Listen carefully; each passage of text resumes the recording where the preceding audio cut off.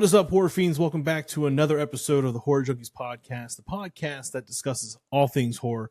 As always, I'm your host, Mike, and today I got a special guest with me. I have the director of the upcoming, most terrifying possession single-shot film that I have watched to date, Carmelo Chimera. Welcome to the show. We are so excited to have you here with us today. Thank you. I'm very excited to be here. And I have to tell you, when I first saw this come across our social media page, and I was like, what is this? And then I watched that trailer, and it's actually pretty terrifying. And then also mix in that poster you guys have. It's just truly gritty and unnerving. And I applaud you for diving your toe into a subgenre of horror that is often just saturated with possession type movies. So real quick, every time we have a guest on the show, we always got to ask them off the top of your head, in no particular order, what is your top favorite 5 horror movies? Oh, wow. What a great question. The Exorcist. And that's in my top 5 favorite movies of any genre, period. That's understandable.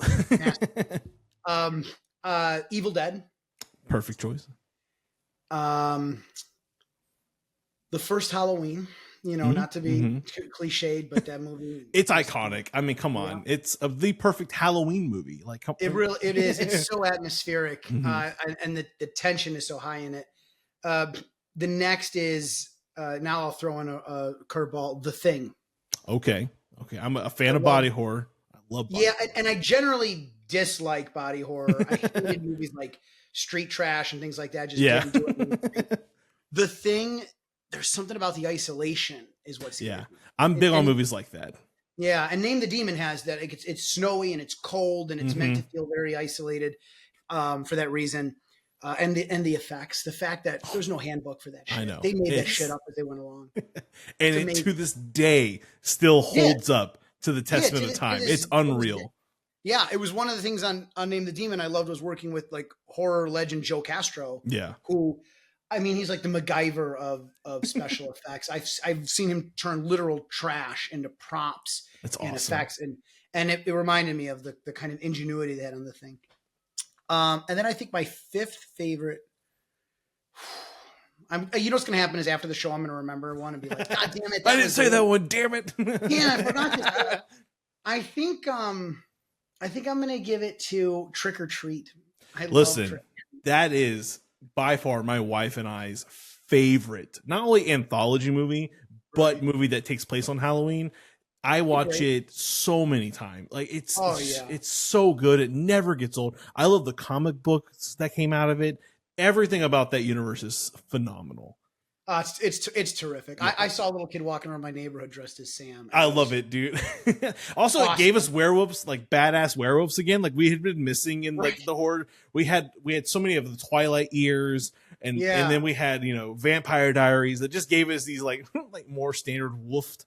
They said, "Nah, dude, we're gonna give you some skin ripping, some crazy werewolves," and I respect Michael Dougherty for doing that. Oh hell yeah! For my money, that reveal with the Marilyn Manson song. Yeah, it's perfect. Oh gosh, what a and they're also weirdly hot. Until I know. They cross the line, and then it stops being hot and starts being gross. You're like, I love it. Why am I still interested in this? I'm still aroused. That's that. My wife was looking why am I just oddly aroused right now? But no, those are solid picks. Speaking of body horror, The Substance. I don't know if you've seen it yet. I know you're a busy guy, but that movie is making rounds. And I let me tell you, I watched it. It's actually fucking disgusting, and I love every second of it. So, all right, when you got the time, it's been on my mind since I first saw it. I'm highly hyping up. I don't care. Demi Moore is just incredible in this. Well, she's a legend. She's a legend. And then Dennis Quaid, it's just got such a stacked cast. You just great cast. Yeah, hell yeah. Not what I was expecting, but when you have the time, go watch that, and we'll jump into what's more important. Name the Demon, because when this episode drops, our listeners, it's officially from tomorrow to forever, it will be known as Demon Day. And I just love the marketing you guys have done. October 4th is now Demon Day. I just love the trying to really tackle the horror world and make yourself stand out in such a what's been a very saturated year for horror. Sure. But getting into it real quick with Amy, what was the what's the background? Like why possession and why this type of story and, all that fun that people love to think about when they watch a movie. Well, sure. Happy to answer that. Strap in, because it's a story. Hell yeah. So my last film, which was my first feature film called Sin Eater, was a real slow build, real like psychological thriller, which I love. And the criticism I got was, it's just not scary. It's just not scary enough. And I was like, I've done 300 episodes of the Cult Classic Horror Show. If you want horror, I will give you horror. And so I asked myself, what was the worst thing I could think of? And it was the end of this movie. And so I kind of worked backward from there. So I'm in the hot tub one night with Scotty and Danny Bonin, the Blood brothers who co-host Cult Classic Horror with me. Yeah, they produced and they act in this movie. And we're like a filmmaking group. And, we're smoking cigars, we're drinking whiskey, and we're thinking, hey, what we should make it was like, we should open a bar. We should do a found footage movie. We should do a possession movie. Some of the best ideas. Right. And if you're a fan of Hamilton, there's that song, The Room Where It Happened. Yeah. That's the hot tub. Gotcha. Love that. Yeah. And the why possession, and it's the same reason Danny and I feel the same way, is because take a slasher, even a scary one, like a supernatural one, you still feel like you've got options. Yeah. Versus the devil or a demon. I mean, you're screwed. You're just screwed.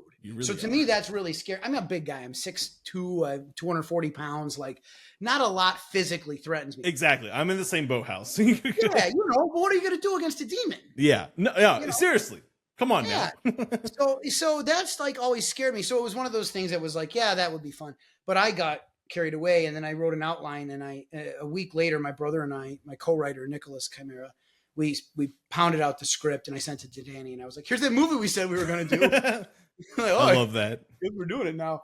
So, I'm what you call a recovering Catholic. So I've got a lot of this shit ingrained into my head. And so it has a ring of authenticity because I know this world and it's and honestly, Catholicism in itself is naturally has this weird eerie vibe. It's one of my favorite like types of horror movies. I love religious horror because I'm not Catholic, but Catholicism, it's the ornate furniture and outfits and all of these the symbols they use. I mean, there's it's using that atmosphere and what's already current and then kind of just applying these darker unknown entities to it really does amplify. Like I'm a huge fan of religious horror. Yeah, me too. That's why I like the Da Vinci Code works so well. Because like, you have this ancient organization that's been playing power games in politics for thousands of years. There's the ritual behind it. It's all very ceremonial. It's just very scary. It's scary. It is. It is. And I think that's what I like. It taps, slashers and monster, slashers can be real in the form of serial killers. Right. But, but when you start unraveling the unknown and the unspoken secrets of the world, what can you do against demon? Exactly. So I love to hear that. That's awesome. Yeah. And that's why this movie, that's where the plot then grew out of this for me was, The Exorcist has Father Merrin, and he's the old priest, and he's this beacon of hope and faith and resoluteness. Father Karras even doubts his faith. The movie's really about him getting his faith. Exactly. You have Father Merrin as the paragon. What if we didn't have Father Merrin in The Exorcist? What would have happened? Yeah. What happens when the priests that you're counting on are just as flawed and human as we are? And fall subject, yeah. So that's what Name the Demon is about. Awesome. And I love that taking that point, because again, like, it is one of those, like, in the sense of a word, overused. You see there's possession movies everywhere.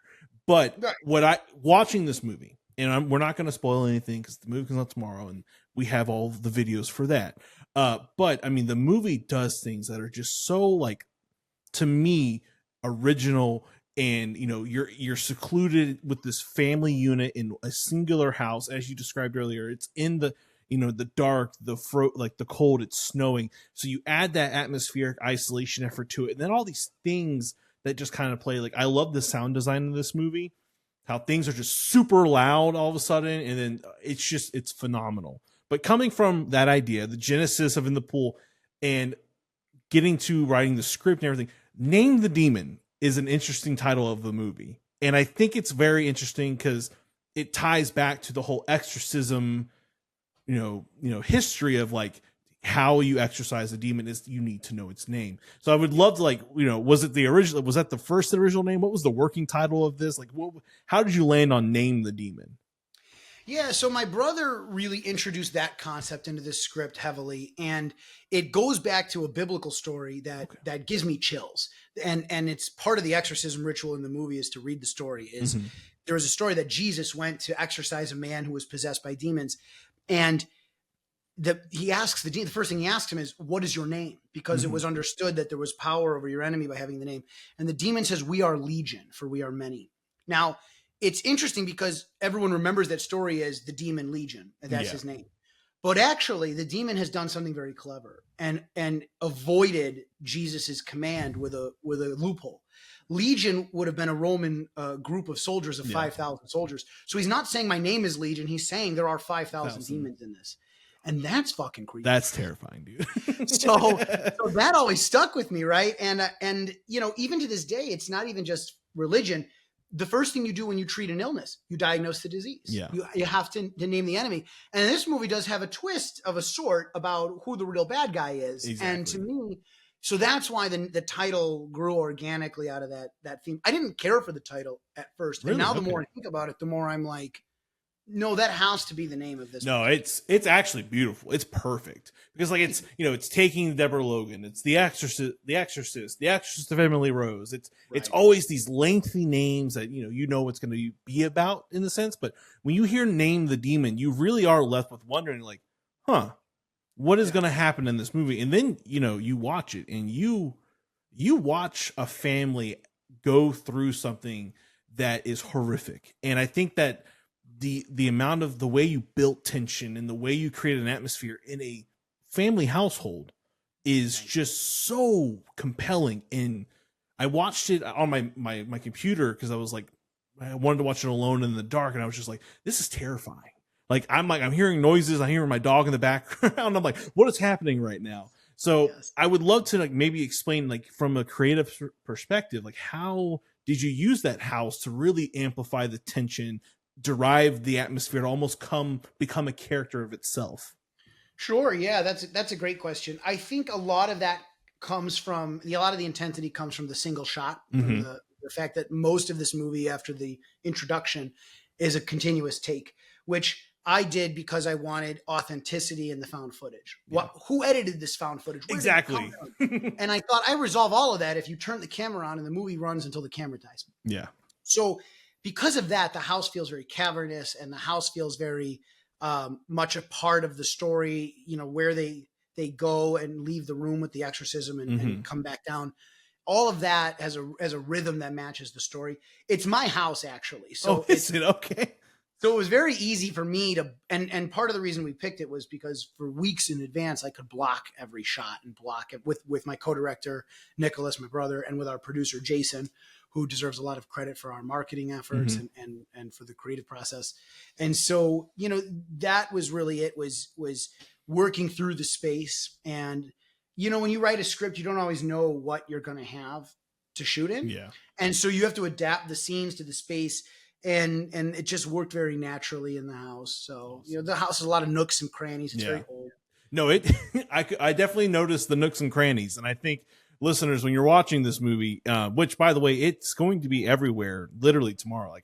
Literally any streaming platform you can get your little grubby hands on, you will be able to rent Name the Demon. So please make that a priority in your watch list for spooky season. But speaking of the listeners and the audience, what people watching this movie, what is the takeaway? After watching this movie and the events that unfold, what is there a particular message you're hoping that, or emotion that people, experience or want them to have as they leave the viewing experience? Well, that's a great question. And the short answer is that old saying that the last collaborator in artwork is the audience, right? I want you to get out of it whatever you get out of it. When I've heard people speak to the themes that I baked into it, that's very rewarding. But I want you to get out of it whatever comes to you. I think the thing that, if it's for me, what I get out of it, and now the baby's left the nest, right? Yeah. This movie's not mine anymore. Now it's yours. And so my opinion now, I'm just one more guy with an opinion. Yeah. But my opinion is that this movie is about what happens when the people we count on to protect us are the people we should trust the least. Yeah. And how dangerous that is. It's who watches the watchman, you know, exactly. that old saying. That's my takeaway. And I guess the feeling I want you to leave with, for me, was sadness. Yeah. To me, sad horror is scary as shit, because if your friend got murdered in front of you, you would be sad, right? Yeah. In real life. In movies, Jason folds somebody in half and it's funny. Yeah. But I enjoy the crap out of those movies, but they don't scare me. Exactly. Yeah. Right? What scares me is when like someone's holding like their dead relative. Exactly. That's because then that's like, oh my God, yeah, like that horror. It's easier to relate and put yourself in that perspective versus a mass, hulking man chasing you through the woods. Like, you're like, is that really going to happen to me? No, but experiencing something horrific, as in, a loved one going through something that is horrible, and you really have no power to do anything but watch it happen. I think we've all had that experience in our life where we wake up the next morning and we're like, please God, let that have been a dream. Yeah, exactly. I'm in a nightmare now. Yeah. Can I go back in time just 10 seconds? Mm-hmm. And you just can't do it. Yeah. Now that's nightmarish to me. I can't speak highly about this enough about this movie. I think one of the things I love especially in the trailer reveal, which was, in my opinion, a bold choice, showing her on the bed clawing at her face. That reveal is so. Listen, like, what I think is amazing about Name the Demon is it's a possession movie, and then it is gory as hell. Like, you guys said, all right, we're not just going to give you guys demons. We're going to give you disgusting, creepy, gross, bloody scenes, broken, but like, you guys amplified the gore factor. And I really appreciate that, because I think it really adds to the story. And again, it's gross. When that first reveal, when you see her in the upstairs, you're like, ew. Like, this has been going on. How she's just sick, sir. She's covered in I don't know what. And I also, when you've got Joe Castro, and I had to rein him in because he can do anything. Oh. He had an effect he wanted to do that I won't spoil because it might be in the next movie we do. Awesome. And I was like, dude, that's fucking awesome. But the thing I want for this movie is, it could happen. It could happen. And I reined him in, not because he would do anything wrong, but because he can do anything he wants. Yeah. He's a genius artist. And so I had to be like, no, we got to keep it more realistic. Save the vomiting up your intestines for next time. Yeah. Which is true, because again, I appreciate the fact that everything that does really happen that relates to the gore is something that is very easily to happen to you in your house. Yeah. It's plausible. Exactly. And the gore's got to service the story. Yeah. I think the gore moves the story along.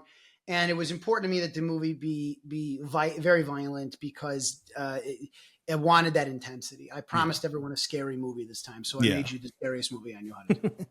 And I promise you guys, turn the lights off. Watch this movie in the dark. You're gonna get terrified. It's gonna happen. Sure hope you do. I sure hope you lose some sleep over. Yeah, exactly right.